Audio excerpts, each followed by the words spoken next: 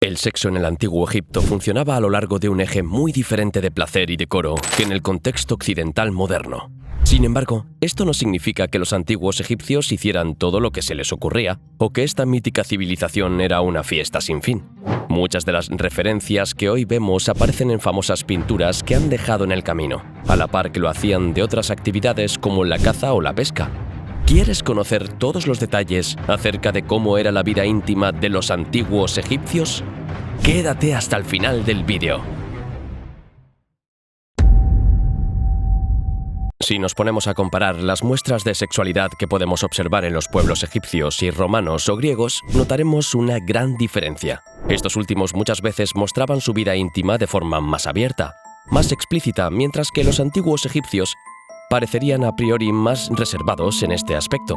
Sin embargo, esto no significa que no existan representaciones acerca de la sexualidad, sino que por el contrario son un pueblo con prácticas muy fuera de lo normal y que te pueden llegar a impresionar mucho.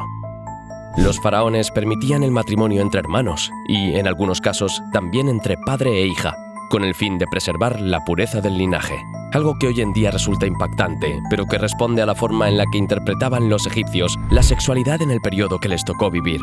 El incesto estaba permitido entre los líderes y la circuncisión, práctica adoptada posteriormente por los judíos, tenía un carácter ritual en la ceremonia de iniciación a la adolescencia.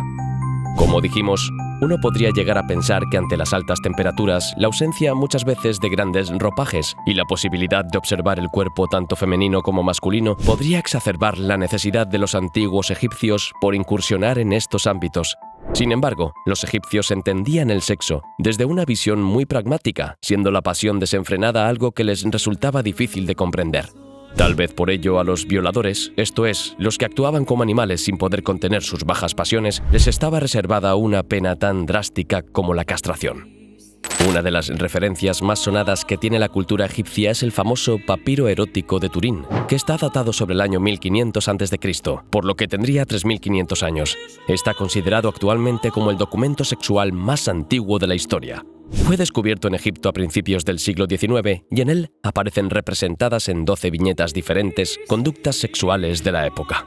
En varias aparecen varias mujeres acompañadas de instrumentos musicales, por lo que todo parece indicar que en el antiguo Egipto una de las formas de seducir y excitar a los hombres era mediante la música.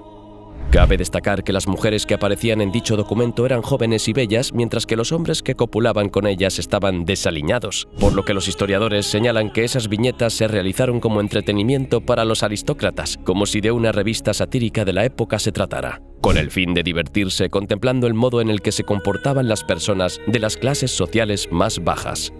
La mujer gozaba de una notable independencia en comparación con otros pueblos. Sin ir más lejos, no se encontraba bajo la dependencia legal del marido y no sufría presiones por llegar virgen al matrimonio. De hecho, no hay numerosas evidencias claras que indiquen que el matrimonio era algo relevante en la cultura egipcia. Se consideraban marido y mujer una vez que comenzaban a vivir juntos, puesto que se entendía que sería el hogar de la futura crianza de sus hijos. Como pueden imaginarse, la infertilidad estaba muy mal vista en una sociedad que no contemplaba el sexo con otro fin que no sea reproductivo, por lo que era motivo de divorcio automático. La poligamia estaba permitida, pero no era frecuente, salvo entre las clases dirigentes que, respetando la posición de la esposa en el entorno familiar, mantenían varias concubinas.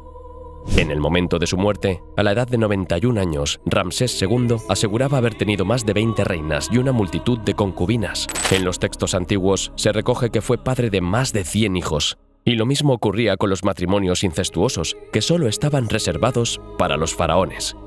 Algo muy curioso de los egipcios es que son una de las primeras civilizaciones de las que se tenga constancia de la utilización de métodos anticonceptivos. Estos métodos fueron compilados en una serie de papiros médicos que han llegado hasta nosotros, los cuales, además de sobre métodos anticonceptivos, también hablan sobre los distintos problemas ginecológicos que podían afectar a las mujeres durante el embarazo y el parto, y proponen métodos contra la infertilidad, formas de conocer si una mujer está embarazada o no, e incluso el modo de averiguar el sexo del futuro bebé.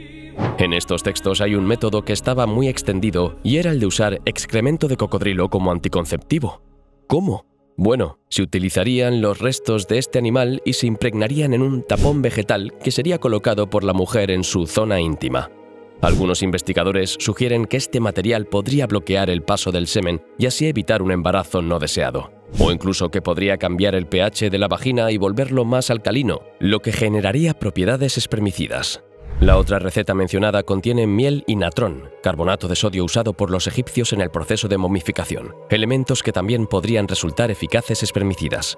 Si, a pesar de todo, estos métodos no funcionaban, en algunas ocasiones hacían uso del aborto, aunque dada la importancia que tenía la nueva vida en el antiguo Egipto, debía ser una práctica poco común, aunque parece ser que aceptada socialmente. Pero volviendo a las prácticas anteriores, vamos a hablar de algo que se representaba en el papiro que vimos anteriormente y que era central en la civilización: la prostitución. La prostitución era una actividad que era aceptada por la sociedad egipcia. Se les solía identificar con el mundo de la música y el baile, pues habitualmente participaban en banquetes y fiestas. También se les situaba en las tabernas, lugar donde los egipcios bebían cerveza. Otro tipo de prácticas que a día de hoy resultan aberrantes estaban permitidas en el antiguo Egipto. Durante el reinado de Amenhotep I se descubrió que los embalsamadores cometían prácticas como la necrofilia, sin que ninguno de ellos fuera castigado por llevar a cabo dicha parafilia. Lo cual no significa que fuera aceptado socialmente. Los familiares de las mujeres fallecidas comenzaron a contratar guardias que vigilaran los cuerpos. Algunas familias, sobre todo si el muerto o muerta era una persona joven, solía conservar el cuerpo en el hogar durante unos días para que la putrefacción impidiese que el cuerpo fuese perturbado. La zoofilia también aparece mencionada en las imágenes que han llegado hasta hoy, lo cual no resulta extraño ya que los propios dioses eran representados con rasgos animales. Sin embargo, se cree que las imágenes que representan este tipo de prácticas con varias especies animales eran más que nada una crítica a personajes poderosos. Existían todo tipo de ceremonias y rituales para sostener el gobierno faraónico y su divinidad. De esta manera, los faraones homenajeaban anualmente al dios creador Atum, el que existe por sí mismo. Este dios, el primero representado con cuerpo humano, fue el único que no nació a partir del poder de Ra. Así, el monarca egipcio acudía al río Nilo, símbolo de la abundancia para la civilización norafricana, y se masturbaba a orillas del río, asegurándose que su semen corriera por el agua del Nilo. Posteriormente, los asistentes procedían a emular al faraón. El motivo de esta extraña práctica se debe a la propia historia de Atum.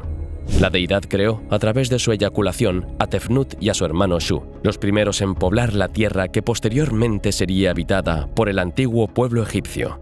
Como se puede observar, ya el mito del Génesis es puramente sexual y acepta como algo normal la masturbación, y el semen simboliza la semilla que germinó y dio pie al inicio de la vida. ¿Qué te parecieron las prácticas íntimas de los antiguos egipcios? ¿Te impactó alguna?